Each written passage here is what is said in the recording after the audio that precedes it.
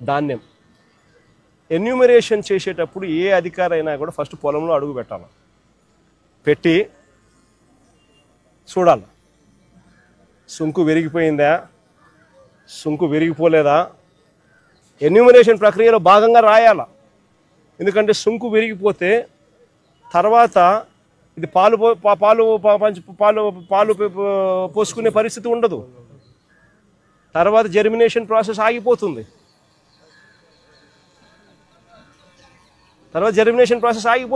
పాలు పోసుకునే పరిస్థితి ఉండదు సుంకు విరిగిపోతే.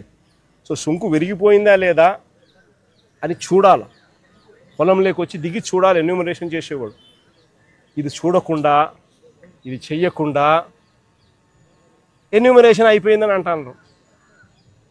ఇలాంటి వాళ్ళు ఎవరైనా అన్నలాంటి వాళ్ళు ఇలాంటి వాళ్ళు ఎవరైనా కూడా ఎన్యూమరేషన్ మాది జరగలేదు, మా దగ్గరికి ఎవడు రాలేదు అని అంటే వెటకారం చేసి మాట్లాడుతున్నారు వాళ్ళను.